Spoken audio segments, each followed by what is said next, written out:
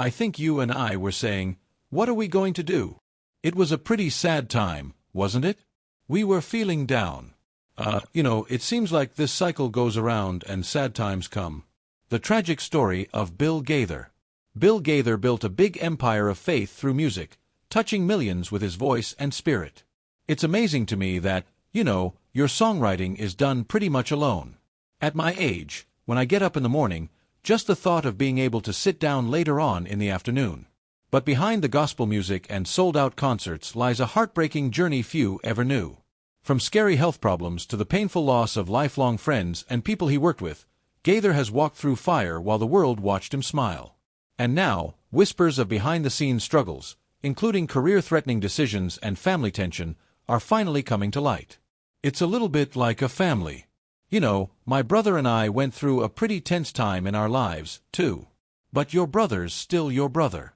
Oh yeah, your sister's still your sister. What price did he pay to keep the music going? Join us as we uncover the tragic story of Bill Gaither. Bill Gaither health struggles and retirement. In a tragic turn of events, Bill Gaither has left fans worried in the new chapter of his life. In mid-2025, at age 87 during a Gaither homecoming performance, Bill suddenly fell down on the stage. At the time, he was 87 years old, and the incident marked a painful turning point in his career, which spans more than 6 decades. Right away, medical people responded, and he was made stable before being taken to a nearby hospital to be watched. After he was brought back to consciousness, he shared an emotional statement saying, "It breaks my heart to say goodbye to what has been my life's calling. After recent health challenges and much prayer, I know it's time to step back and take care of what matters most, my health and my family." Since then, he has retired from touring and regular public performances. He wants to stay active through songwriting, mentoring young artists, and spending quality time with loved ones. This shift allows him to stay connected to his musical legacy while caring for his well-being.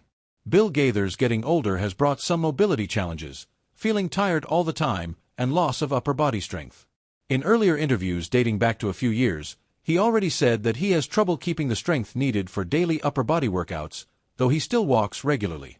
He tried to walk about 10,000 steps per day to continue moving despite his health limitations. Even before Bill fell down right in front of thousands of fans, many people noticed that he didn't have much energy and stamina during performances. After Bill recognized these changes in his health, he decided to reduce the number of public performances and instead focused on selective events. But by mid-2025, when he fell down, he realized that he had to retire. Although Bill has decided to step off the stage, he has stated that music remains very important to his ministry. He wants to continue writing new songs from his home studio, and he still mentors upcoming gospel artists gotten from his decades of experience in leading the Gaither vocal band and homecoming concert series. He has experienced a change in his career, but still remains dedicated to his musical gifts. So even if he isn't singing on the stage anymore, he is still a teacher, mentor, and community builder. When the tragic news of Bill's retirement was revealed, it immediately triggered an outpouring of love and reflection across the gospel world. Fans and fellow artists flooded social media with gratitude and prayers.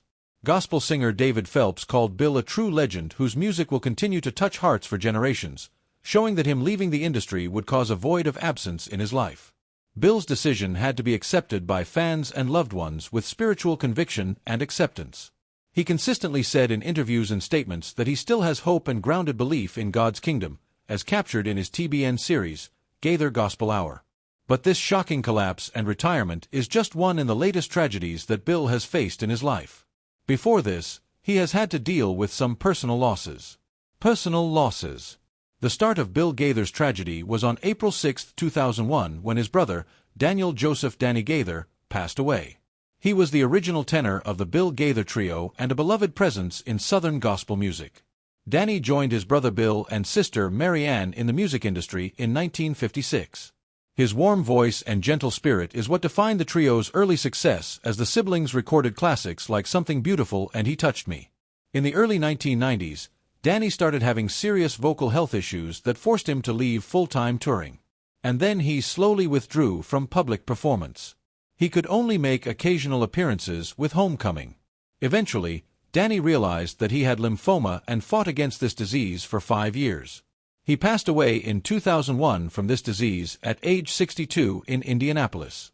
His death marked a deeply personal loss for Bill and his family and also a professional loss for their fans. But this wasn't the only loss marked in Bill's tragic life. He found himself mourning again when one of his musical idols, Jake Hess, passed away.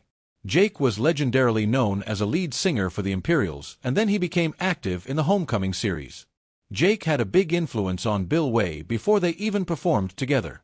Their shared history and mutual respect built up in numerous collaborations in the Homecoming series, which gave Bill the chance to perform with one of his top idols. Bill found himself devastated when Jake suffered a heart attack in December 2003 and then passed away in 2004 at the age of 76. His passing ended an era of gospel music history and deeply affected Bill and the broader gospel music community. The year after, Bill had to mourn again when one of his close friends passed away. The legendary bass singer and founding member of the Cathedral Quartet, George Younce, became a close collaborator and friend to Bill through the Homecoming concerts and videos. He usually joined forces with Bill, and they even formed the Old Friends Quartet along with Jake Hess and others, making him a colleague and friend. But George started facing declining health in the years leading to his retirement in 1999. George struggled with kidney failure and heart issues, and this later led to his passing in April 2005 at the age of 75. His death significantly impacted Bill as he had lost another friend. It also had an impact on the entire Homecoming community as George was very important in the golden era of Southern gospel. Even a year after, another one of Bill's friends and collaborators passed away at the most shocking place. Anthony Berger, a renowned pianist and longtime Gaither collaborator, brought a lot of dynamic energy and musical brilliance to over 65 Homecoming recordings and concerts. He was known for his inspirational story as he overcame serious childhood burns to become one of the most celebrated keyboardists in gospel music. But in February 2006, while performing on a Gaither gospel cruise in the Caribbean, Anthony suddenly fell down in the middle of a song. They took him backstage to bring him back to life, but all the efforts were unsuccessful.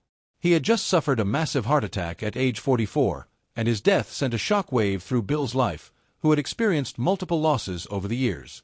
It also affected the gospel music world. All these losses had affected Bill Gaither's life, and he often honored them through tribute album performances and live recordings. But as he experienced personal losses, he also faced some sad moments over time, adding to his tragic story. Tragic moments. Bill Gaither recently found himself at the center of another tragedy with a Nellen family plane crash. In July 2024, a single-engine Pilatus PC-12 crashed near Gillette, Wyoming, while on its way to the Gaither Homecoming cruise in Alaska. It killed all 7 people aboard, including Kelly Nellen Clark, her husband Jason Clark, their daughter, Amber Nellen Kistler, and 3 key members of the Nellens, the Grammy-nominated gospel group.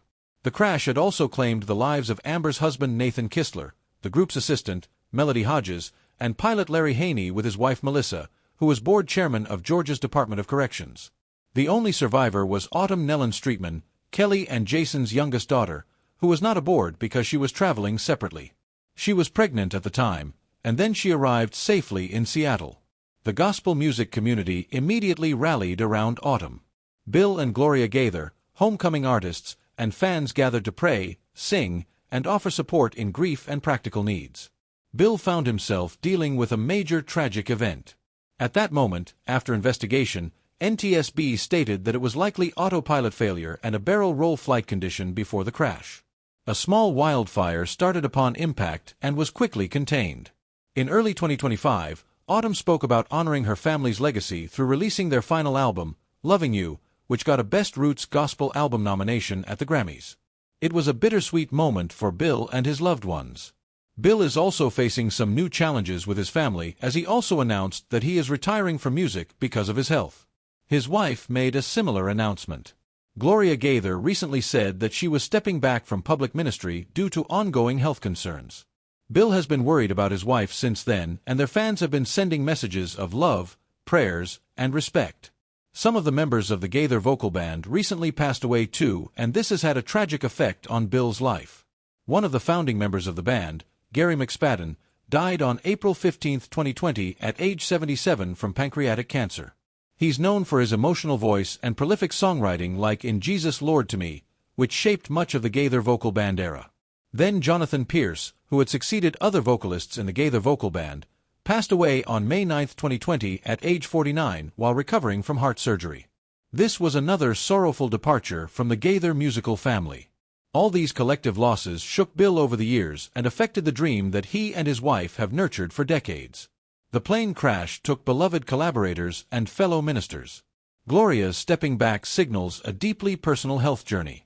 And the earlier passing of Gary McSpadden and Jonathan Pierce cuts at the heart of the Gaither vocal band's musical fabric.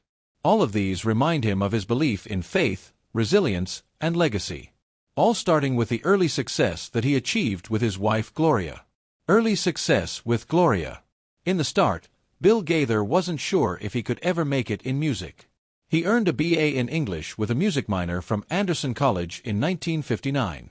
Then he started his career as a high school English teacher in Alexandria, Indiana, later earning a master's in guidance and counseling.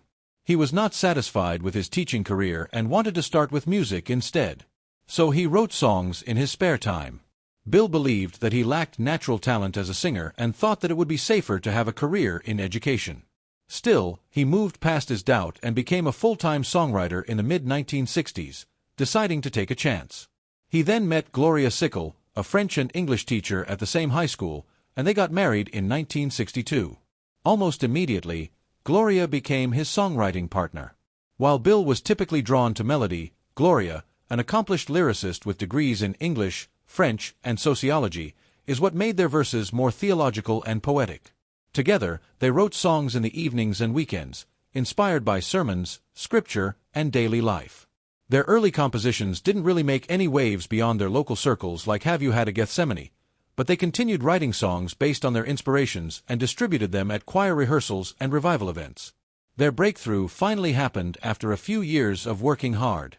In 1963, after a revival meeting led by evangelist Dr. Dale Oldham, Bill felt compelled to capture a phrase that Dr. Dale used, saying, "You ought to write a song that says, 'He touched me.'"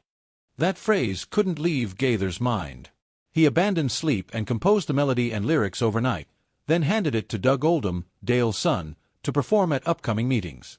Doug Oldham then recorded the song in 1964, followed shortly by the Bill Gaither Trio. From there, it spread quickly, recorded by major artists like the Imperials and even Elvis Presley, whose 1971 recording earned a Grammy Award and then transformed the song into a gospel standard worldwide. The song He Touched Me showed Bill that his decision to leave teaching for songwriting and singing is much better. It also launched the Gaithers from local church circles into the broader musical world. It marked the start of a creative partnership with Gloria, and they eventually wrote hundreds of songs over the next decades. But when talking about his success amidst a tragic story, Bill Gaither never stops reflecting on his childhood and how it inspired his musical career. Reflecting on his childhood. Bill Gaither grew up on a farm with his parents, George and Lela Gaither. Their family operated a small farm with corn, wheat, and a few cows, which set the scene for many of his earliest memories.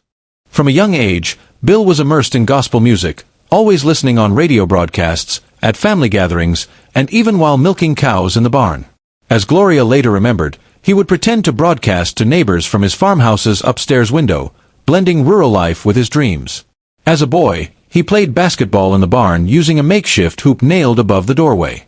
His neighborhood games doubled his dreaming space as he imagined that one day he would sing alongside gospel legends like Jake Hess and Hovey Lister. He later achieved his dreams singing with these stars at Gaither homecoming performances. Bill's father, George, worked both on the farm and at a GM plant during night shifts. Bill described him as somewhat aloof and focused.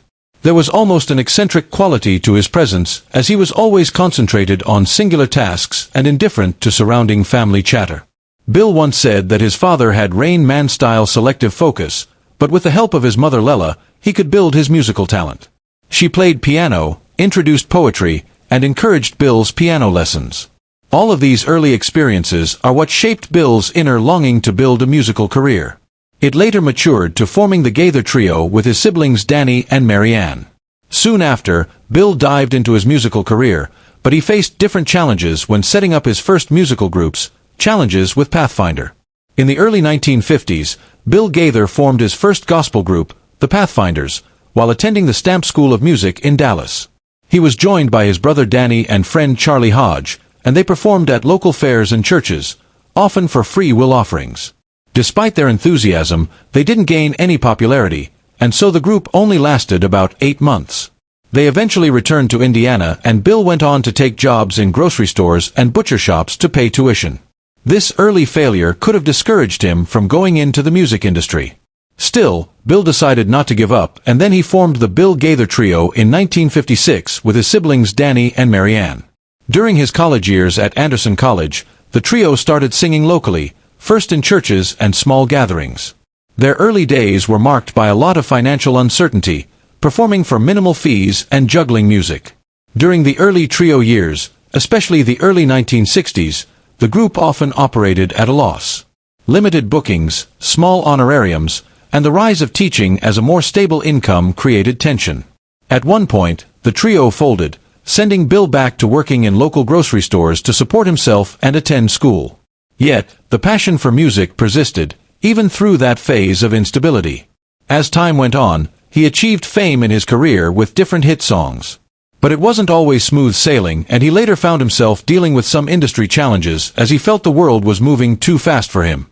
Navigating industry changes.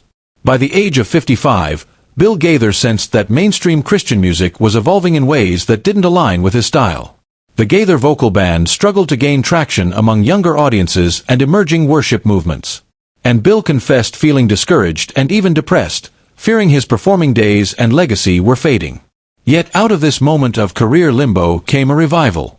Early in 1991, Bill gathered several Southern gospel legends, many of whom he had long idolized for what was meant to be a one-time studio recording of Where Could I Go But the Lord. After capturing the spontaneous gathering, he left the camera rolling and watched as 3 hours of impromptu singing were turned into a video. The response was electric. Thousands requested copies, and CBN aired it almost immediately. What are one of your favorite moments from Bill Gaither's story? Let know your thoughts in the comments. Remember to like, share, and subscribe for more. Also, click the next video showing on your screen. You will enjoy it.